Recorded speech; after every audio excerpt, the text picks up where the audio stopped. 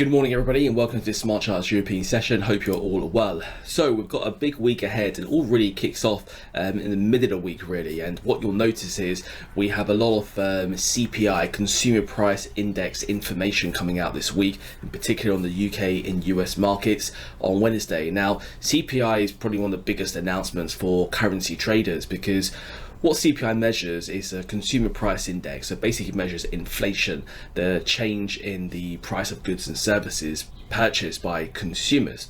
And then because that accounts for the majority of overall inflation, that is very important because inflation is a metric used by central banks to determine interest rate policy.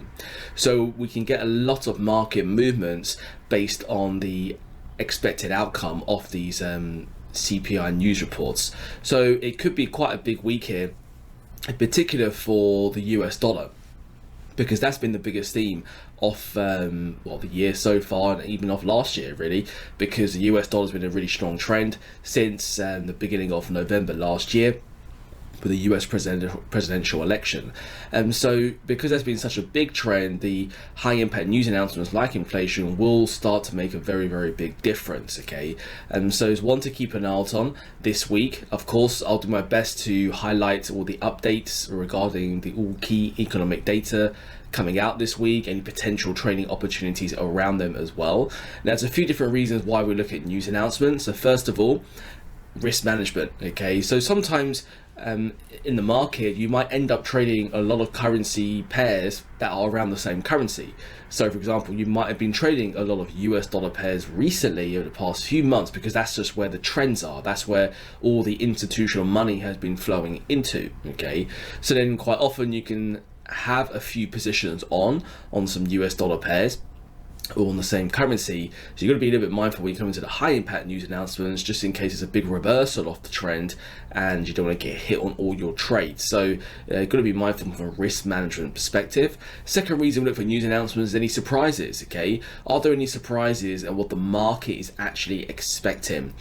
Because we know from your day one work on your trader certification program, your Learn Forex workshop, everything's already priced in, okay? It's the way institutions have built their divisions with their research analysts, their trading desks, risk managers, psychologists, and fundamentally we know that is all designed for them to help build positions ahead of time because their capital size is so large. So we know everything is already expected and anticipated. So if we get any surprises, then that's what can lead to a lot of big movements, readjustment of positions, which are sometimes tradable, okay, not all the time, sometimes it's just too volatile and too choppy, but sometimes it is tradable and we can get some sustained trends after that. And that's what we look for, okay? You know, we look for all the different clues the market is presenting to us, and we just try to execute those clues as consistently as possible over time, all right?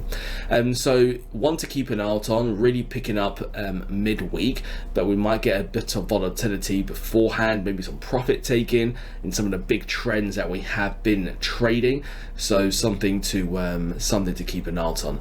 So let's get an update here from the technical analysis side and let's dive into smart charts and see what's going on in the market.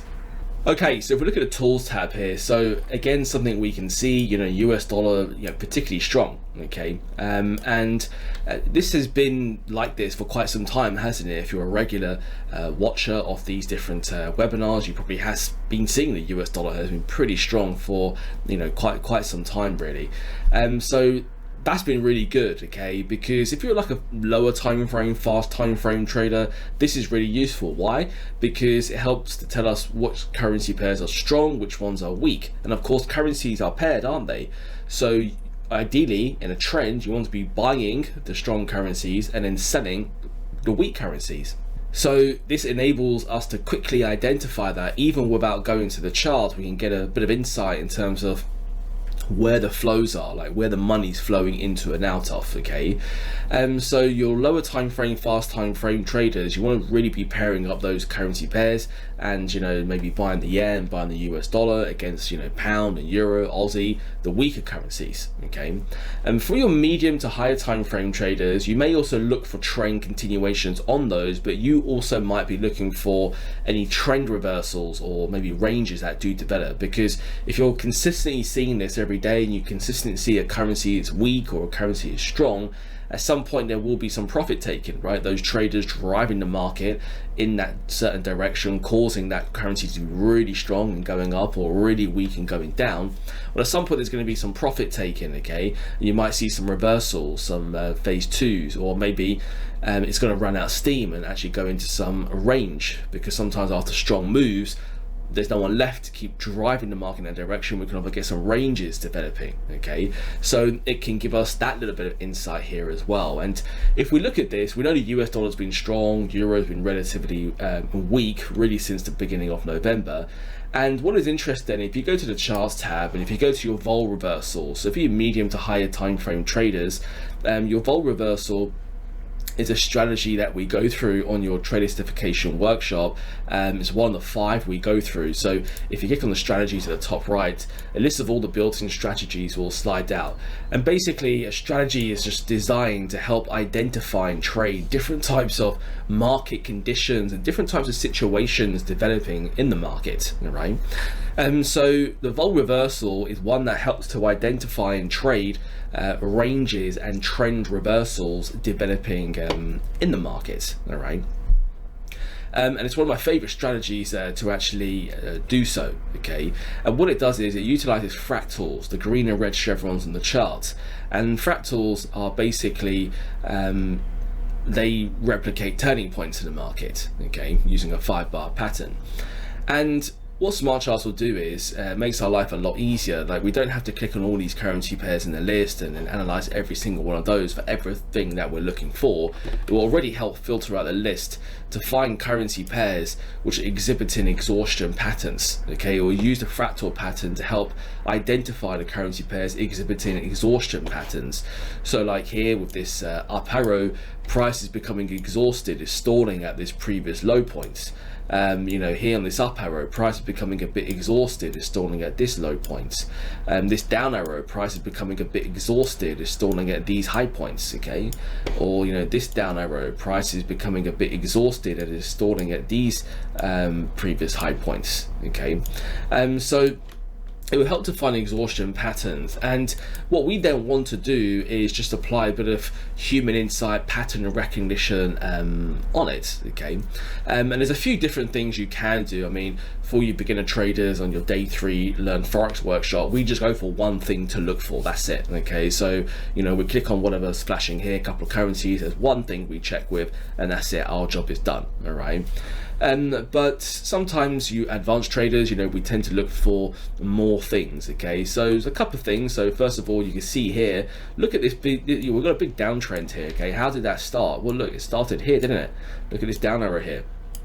It started to move here, and we've had this sort of big trend that has that developed actually before November, and then of course it accelerated in November there as well, okay? And on the way down, you know, we had, look, the same move here as well, okay? We had this exhaustion pattern at some previous high points, okay? So again, both of those move there, both of these different moves here, exactly the same. There's no difference. Smart Charts found it, put a down arrow on the chart, and it's happening at some other previous areas where sellers had turned up before, okay? So that's one way that we can look for it as well, but there's some other ways as well, okay? And what we have here, we have this exhaustion pattern developing, but it's also happening at what is known as a very important Fibonacci extension level. And Fibonacci are special numbers that actually have a lot of meaning in the world, and you'll find Fibonacci numbers is a certain sequence. You find them in the measurements of pyramids, in your DNA, in cosmology. So they have like a lot of relevance in different areas in the world, and a lot of traders like to use Fibonacci numbers to look for potential trading opportunities here, okay? And when you're using reversals, what you'll look for is Fibonacci retracement extensions.